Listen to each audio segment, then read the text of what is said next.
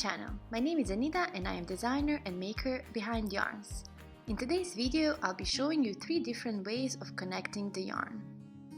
So the first would be the quickest way, that doesn't require any additional equipment, and it is called magic knot. So we'll take our 2 pieces and place them together just like so. Then we'll take this piece and put it over the opposite one. And you're gonna go under, kind of wrapping it around just like that. And then with this little tail, you'll make a knot tying it around your working yarn.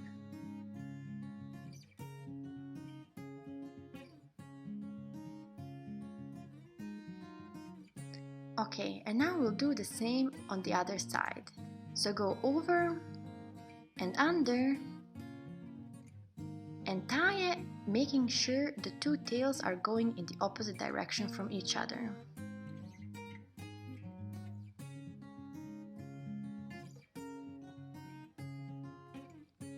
And then just pull on the yarn just like so to bring these knots together.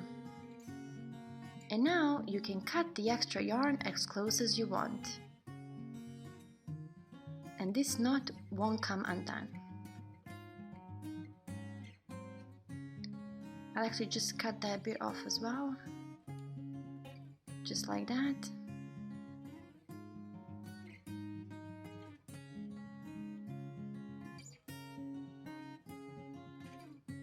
And there you have it, our magic knot is done.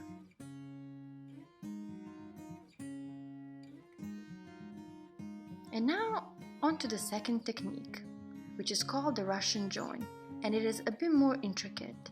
So you're going to intertwine your yarn just like that, having the tails facing the opposite side.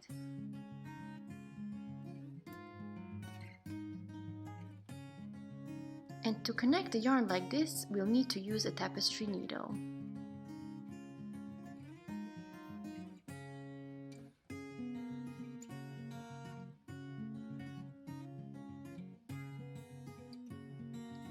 And then what you want to do is work your tapestry needle through these little loops on your yarn. So these loops right here. And we want to go in grabbing every one of these strands of yarn.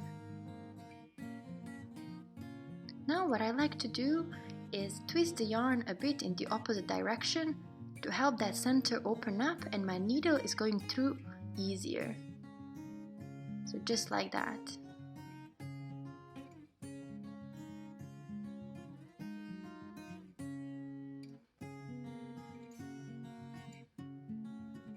And you see, I'm kind of adjusting the yarn as I go on my needle. Then once you went through, let's say around 20-30 loops, you can go ahead and pull your yarn out.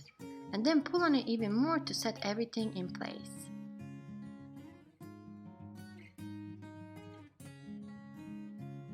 And now we're going to do the same thing on the other side. So thread your tapestry needle again.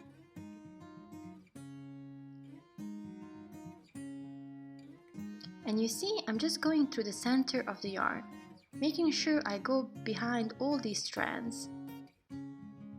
So just like so. Again, if you twist your yarn slightly to the opposite side, it will be much easier to go through.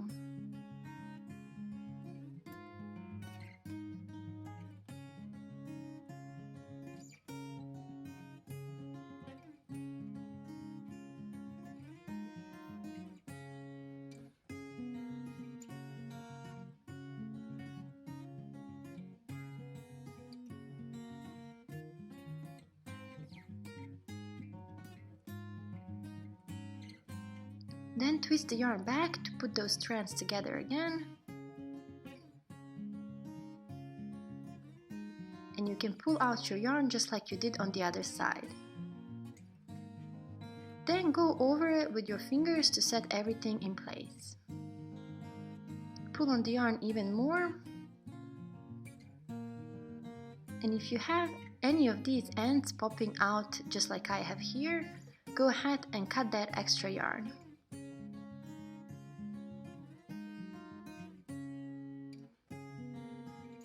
Oh, I have a bit more left there, so I'm gonna cut that little piece as well.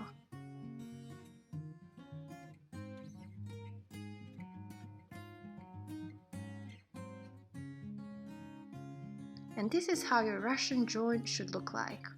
This is a great way if you don't like having those knots in your work. Requires a bit more time, but it is so worth it. Then the third method is most fun to me, since it makes me feel like a magician. And you'll see in a minute what I'm talking about. First, you'll take your tapestry needle and kind of just separate these ends, just like so. Now this method will only work with animal fibers, so any kind of organic wool, merino, alpaca and so on, which means you won't be able to do this with any type of synthetic yarn. So we'll do the same on the other end as well, fraying the yarn a bit, just like that.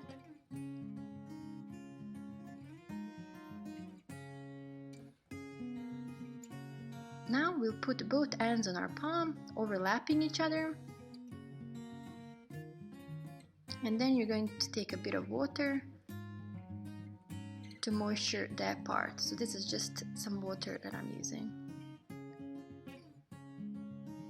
And then you start rubbing it together, because the friction, heat of your palms, and then moisture is going to fell that yarn together.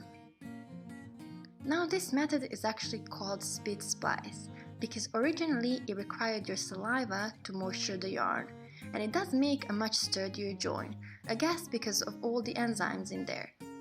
But a bit of warm water does the trick, and it is way less yucky, right? So we'll just stick with that. But hey, if you want to try the original recipe, be my guest. I'm sure our grandmas did that all the time. Just do this for a minute or so.